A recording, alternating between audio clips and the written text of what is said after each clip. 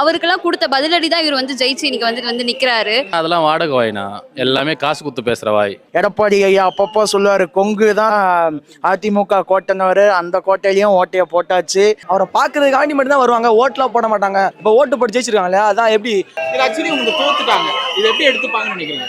இது வந்து அவங்களுக்கு வந்து ஒரு சேலஞ்சிங் தான். இப்போ வந்து ஒரு பர்சனை வந்து ரொம்ப மட்டம் தட்டி தாழ்த்தி அவரை ரொம்பவே வந்து கஷ்டப்படுத்தி பேசியிருக்காங்க. அவருக்கெல்லாம் கொடுத்த பதிலடி தான் இவர் வந்து ஜெயிச்சு இன்னைக்கு வந்து நிக்கிறாரு. அதே மாதிரி நிறைய யங்ஸ்டர்ஸ் தான் இவருக்கு வந்து சப்போர்ட் பண்ணாங்க. இவர் கண்டிப்பா வரணும், அடுத்து வரப்போற 5 வருஷம் வந்து எப்படி ஹேண்டில் பண்றாரு, விமன் சேஃப்டி இருக்கணும், கரப்ஷன்ஸ் இருக்கக்கூடாது, ட்ரக் அபியூஸ் எதுவுமே இருக்கக்கூடாது. ஸோ இதெல்லாம் அவர் எப்படி கொண்டு வராருன்றதை பார்த்து தான் உங்களுக்கு திரும்ப ஒரு அடி கொடுக்கணுன்றதை நான் சொல்றேன். இப்போ எப்படி சொல்ல போறாங்க, ஆல்ரெடியே வந்து ரஜினிகாந்தும் தான் வந்தாரு, கமல் வந்தாரு, அதுக்கு முன்னாடி இவரு நம்ம எம்ஜிஆர் இருந்தாரு. இவங்கெல்லாம் வந்துட்டு உடனே ஜெயிக்கல, பட் இருந்தாலும் இவர் ஃபர்ஸ்ட் டைம் வந்துட்டு ஒரு ஜெயிச்சிருக்காரு. ஒரு நடிகரா இருந்து இப்போ ஒரு தலைவர் முதலமைச்சர் ஆக போறாரு நாளைக்கு. ஸோ அதனால சந்தோஷப்படுற விஷயம் தான். ஓகே, படம் வரல, நிறைய பிரச்சனை பண்ணிட்டு இருக்காங்க, படம் வரல. இப்போ நாளைக்கு ஒரு படம் வரப்போகுது, அந்த படம் வரப்போகுது, எப்படி இருக்க போகுது அந்த ஒரு மூமெண்ட்? ஆக்சுவலி அவர் சிஎம் ஆயிட்டதுக்கு அப்புறம் அவர் படத்தை அவரே ரிலீஸ் பண்றேன்னா அப்போ அதில் என்ன கண்டென்ட் வச்சிருக்காரு மக்கள் பார்த்தா மட்டும் தான் புரியும். ஏன்னா அதில் கண்டென்ட் இல்லாமல் யாரும் வந்துட்டு அதை ஸ்ட்ரைக் பண்ணணும்னு இல்லவே இல்லை. அப்போ அதில் ஏதோ ஒரு விஷயம் இருக்கு தானே, வந்தா சந்தோஷம் தான். ஓகே, நிறைய நடிகர்கள் வந்து பாத்தீங்கன்னா வந்து சப்போர்ட் பண்ணி அதே மாதிரி காஸ்டிங்லாம் போட்டு அந்த ஸ்டோரியில கூட வந்து விஜய் சாங் போட்டுலாம் சப்போர்ட்லாம் பண்ணுவாங்க. அந்த பாண்ட் எப்படி பாக்குறீங்க? அது வந்து இப்போ நான் வந்து பேசிக்கலி ரொம்ப தலை ஃபேன். ஆக்சுவலி தளபதிக்கு சப்போர்ட் வேணா பண்றேன். தலை ஃபேனா இருக்கும்போது இப்போ அவரே அப்படி வந்தாலும் நம்ம அப்படி பண்ணதானே செய்வோம். ஸோ அவரை வந்து ஒரு அண்ணனாவோ இல்லை தம்பியாவோ அப்படி மதிச்சு அவர் அப்படி பண்றதுனால சந்தோஷமா ஒரு விஷயம். ஆமா, அதே மாதிரி அவருடைய ஃபுல் ஒயிட் அண்ட் ட்ரெஸ் கோட்ல வந்து ஓட்டு போட்டாரு. அதையும் நாங்கள் சந்தோஷமா தான் ஏத்துக்கிறோம். இவர் ஜெயிச்சா அவர் ஜெயிச்சாலும் ஒன்று தானே. நீங்க எப்படி பாக்குறீங்க? தளபதி ஒண்ணா தான் பாக்குறீங்க?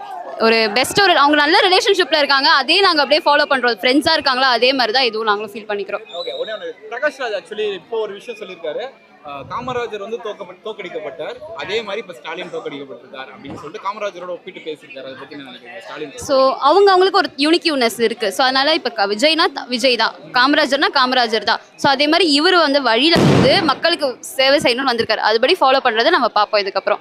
அந்த கூட்டணியில் இருக்கிறவங்களே அவங்களோட ஃபேமிலியை தானேப்பா எல்லாருமே வந்துகிட்டே இருக்காங்க. வருஷமே பார்த்தீங்கன்னா அவங்களே தான் ரொட்டேட் ஆகிட்டே இருக்காங்க. யாருன்னா ஒருத்தர் புதுசாக வந்தால் தானே புதுசு, அதாவது ஆரம்பிக்கும் இல்லை, எல்லாமே புதுசாக வேணும்னு எதிர்பார்ப்பாங்க மக்கள். அதை தான் இப்போ எல்லாருமே பண்ணியிருக்காங்க. ஊழலற்ற ஆட்சி நடக்கும். முக்கியமாக இப்போ எல்லாருக்குமே தெரியும், போதைப் பொருள் புழக்கம் அதிகமாக இருக்குது. போதையில்லா ஆட்சி கண்டிப்பாக நடக்கும். மிக முக்கியமான ஒரு பாயிண்ட், அண்ணனை நம்பி இவ்வளோ ஓட்டு போட்டு இருக்காங்க அப்படின்றது யாரானா அண்ணனுடைய தங்கச்சிங்களும், அண்ணனுடைய அம்மாக்களும், அண்ணனுடைய சித்தி சித்தப்பா, இவங்க தான் போட்டிருக்காங்க. அவங்களுக்கு பெண்களுக்கான பாதுகாப்பு என்பது மிகப்பெரிய ஒரு கேள்விக்குறிய இத்தனை வருஷமா 2 கட்சியில் ஆண்ட போதும் இருந்தது. அது இப்போ இருக்காது அப்படின்றத எங்கள் அண்ணன் கண்டிப்பாக அதுக்கான சொல்யூஷன், அதுக்கான உங்களுக்கே தெரியும், வேலு நாச்சியார் படை, பாலியல் இந்த மாதிரி இந்த வன்கொடுமைகளுக்கெல்லாம் தனி ஒரு நீதிமன்றம், அந்த மாதிரிலாம் நிறைய அறிவிச்சிருக்காரு. எங்கள் அண்ணனை நம்பினோர் கண்டிப்பாக கைவிட மாட்டார். முக்கியமாக பெண்களுக்கும், தங்கைகளுக்கும், தோழிகளுக்கும் கண்டிப்பாக கைவிட்ட மாட்டார். அண்ணன் கண்டிப்பாக செய்வார். அதை கண்டிப்பாக அண்ணன் திரும்ப உங்களுக்கு பண்ண மாட்டார். அந்த மாதிரி அரசியல் எங்கள் அண்ணனுக்கு பண்ண தெரியாது. அவர் நாகரிகமாகவும் ஒழுக்கமாகவும் நல்ல நேர்மையாகவும் பண்ணணும் அப்படின்னு வந்திருக்காரு. அதை மட்டும் தான் பண்ணிட்டு போவார். உங்களை மாதிரி அவர் அல்ப அரசியல் பண்ண மாட்டார். ஒன்று முக்கியமாக சொல்லிக்கணும், எங்கள் அண்ணன் இப்போ தான் வந்து போனார், சினோரா அசோக் அண்ணன்.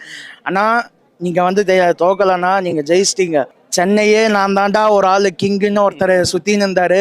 அவருக்கு தோல்வி பயணம் என்னன்றதை இன்னைக்கு காமிச்சிட்டீங்கன்னா நீங்கள். ஸோ இனிமேல் இந்த ஏரியா, அந்த ஏரியா, அந்த இடம், இந்த இடம், எந்த இடமும் கிடையாது. எல்லாம் எங்கள் தளபதியோட இடம் தான். எங்கள் தளபதி நீங்கள் செஞ்ச மாதிரி எங்கள் தளபதி செய்ய மாட்டார். நாகரீக அரசியல் செஞ்சு பெண்களுக்கான பாதுகாப்பை உறுதி செய்கிறது மட்டும்தான் அண்ணனுடைய ஒரு மிகப்பெரிய. நீங்கள் சொல்கிறாங்க 5000 கொடுத்தாங்க, 8000 கொடுத்தாங்க, நீங்கள் எவ்வளோ கூப்பன் கொடுத்தாலும் வேலை ஆகாதுங்க.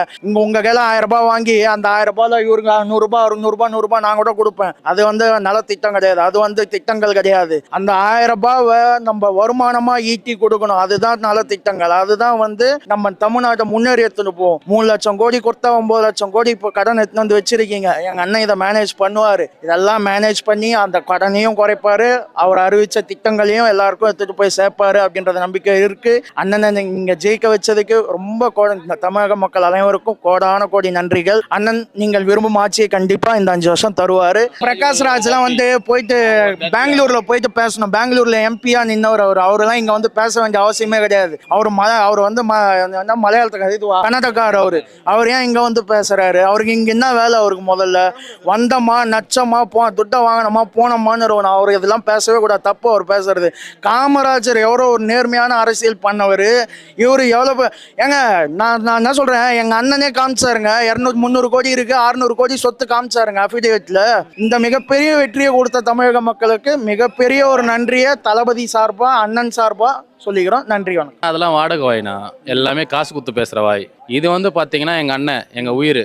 அவர் வந்து எங்களுக்காக வந்திருக்காரு, மக்களுக்காக வந்திருக்காரு. இன்னைக்கு மக்கள் ரிசல்ட் கொடுத்தாங்களா, இதுவே அவங்களுக்கு ஒரு பெரிய செருப்படி. அவர் சத்யராஜோட பையனே வந்து யாருக்கு ஓட்டு போட்டாரு? எங்க அண்ணனுக்கு தான் போட்டாரு, நம்ம அண்ணனுக்கு போட்டாரு. நீங்களும் நம்ம அண்ணனுக்கு தான் போட்டிருப்பீங்க. உண்மையான ஒரு எங்களுக்கு என்ன தெரியுமா, உண்மையான ஒரு நல்ல உள்ளம் வேணும். எம்ஜிஆருக்கு அப்புறம் எங்க அண்ணன், எங்களுக்கு அது போதும். இதுக்கப்புறம் தமிழ்நாடு எப்படி இருக்குன்னு மட்டும் பாருங்க. நான் துபாயில் ஒர்க் பண்ணுறேன். ஓட்டு போகிறதுக்காக வந்தேன். நான் லீவில் இருக்கேன். இப்போ எனக்கு வந்ததுக்கான பலன் இன்னைக்கு ரொம்ப சந்தோஷமா இருக்கேன். பாருங்க, எனக்கே புல்லரிக்குது. ஒரு மாதிரி எப்படி சொல்றது, நம்ம உயிர் மறுபடியும் வந்துச்சுடா அப்படின்ற ஒரு சந்தோஷம் தான். வராங்களே வெளிநாட்டுல. நான் இதுக்கப்புறமும் வருவாங்கண்ணா, வருவாங்க. ஒரு இந்த விஷயம் என்னன்னா, நீங்க ஒரு கெட்டவன் அடிச்சா கூட வந்து இன்னொருத்தன் வந்து கெட்டவன் வந்து நிற்பான். நீ நல்லவன் மேல கை வச்சிட்டீங்க, எங்க அண்ணன் மேல கை வச்சிட்டீங்க. ஒரு நல்ல மனுஷன் 4 பேர் நல்லா இருக்கும்னு நினைக்கிறாரு. அவரை நீங்க இப்படி பண்றீங்களே. 41 பேர் செத்தாங்கல்ல, அதுல நீங்க அரசியல் பண்ணீங்கல்ல. நாங்க எல்லாம் வேடிக்கை பார்த்தோம். எதுக்கு வேடிக்கை பார்த்தோம்? ஒரே ஒரு ஓட்டு. இந்த ஓட்டு எங்க ஓட்டு.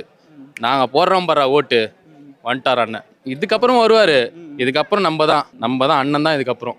இன்னொன்று வந்து நிறைய பேர் சொல்லிட்டு இருந்தாங்க, தாவேக்கால வந்து ஜெயிச்சா கூட வந்து அவங்கள விலை பேசி வாங்கிடுவாங்க திமுகவும் அதிமுகவும். அவங்கள வந்து ஜெயிக்கிற வேட்பாளர்களை வந்து விஜய் பத்திரமா பார்த்துக்கணும்னாரு. ஐயா எடப்பாடி ஐயா, இன்னைக்கு உங்க வேட்பாளருங்க, நாங்கள் காசெல்லாம் கொடுக்க வேணாம், அவங்களே வரத்துக்கு ரெடியாக இருக்காங்க.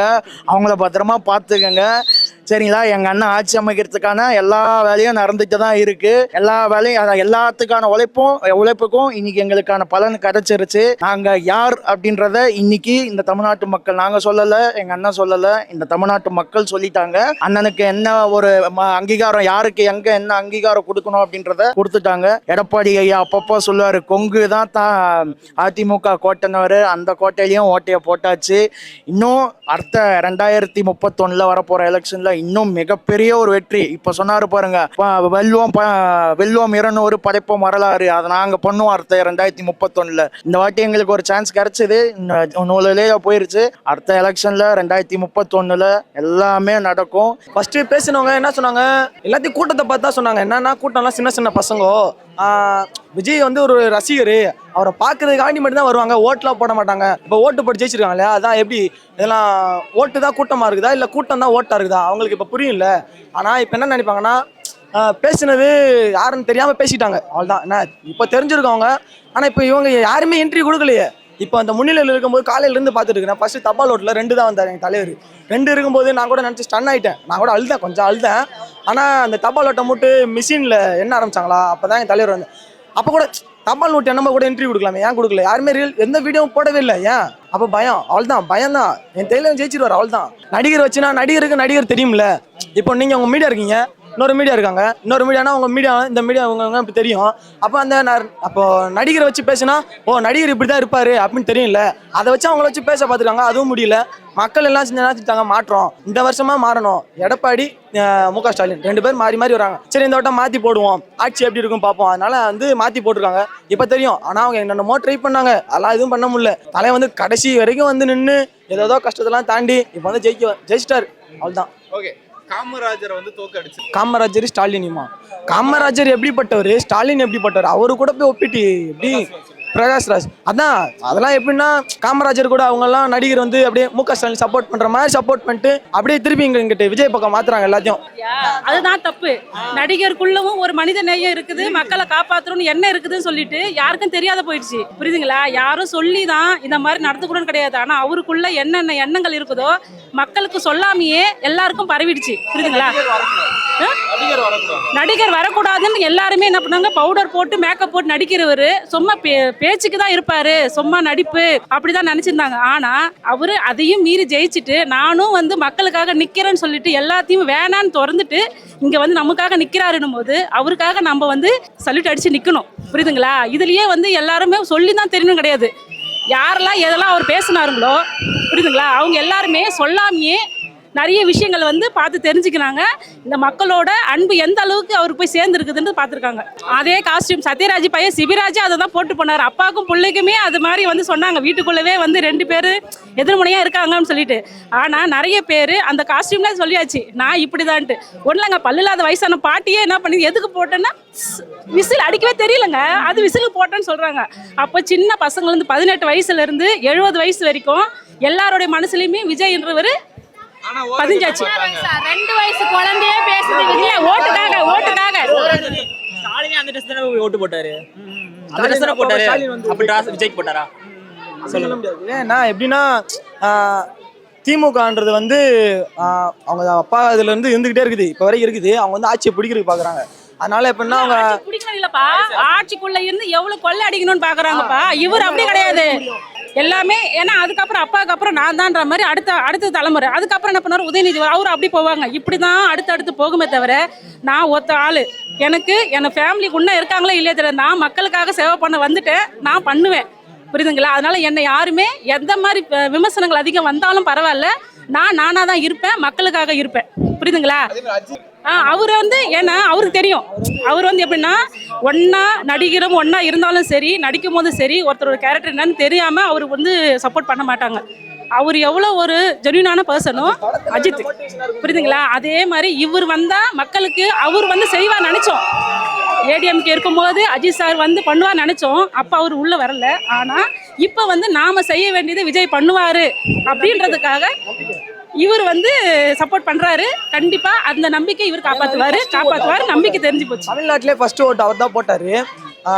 படத்துல வேணுமா 2 பேத்துக்கும் மோட்டிவேஷனா போவோம், படத்துல சண்டை எல்லாம் போவோம். ஆனா தனிப்பட்ட விஷயமா அவங்க மனசு ரீதியமா அவங்க 2 பேரும் நண்பர்கள் தான். அஜித் விஜய் 2 பேரும் ஃப்ரெண்ட்ஸ் தான். சும்மா ட்ரிகர் பண்ணி விடுறாங்க அஜித்.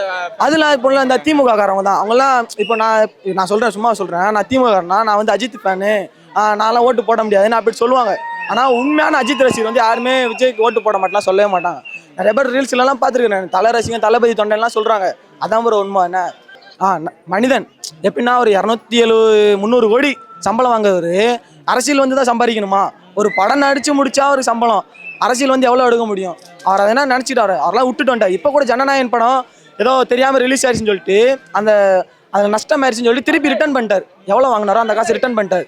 ஏன் அவ்வளோதான், ரிட்டர்ன் வேஸ்ட் ஆயிடுச்சு. நம்ம எதுக்கு அது, நாம வந்து யூஸ் ஆகலை, நமக்கு யூஸ் ஆயிருந்துச்சுன்னா ஒர்த்து தான். இப்போ வந்து இப்போ ரிலீஸ் ஆகாமல் இப்போ ரிலீஸ் ஆயிருந்துச்சுன்னா எப்படி வந்துடும்? ஃபர்ஸ்ட் தளபதி, இப்போ சிஎம் தளபதி அப்படி தான் வந்திருக்கும்.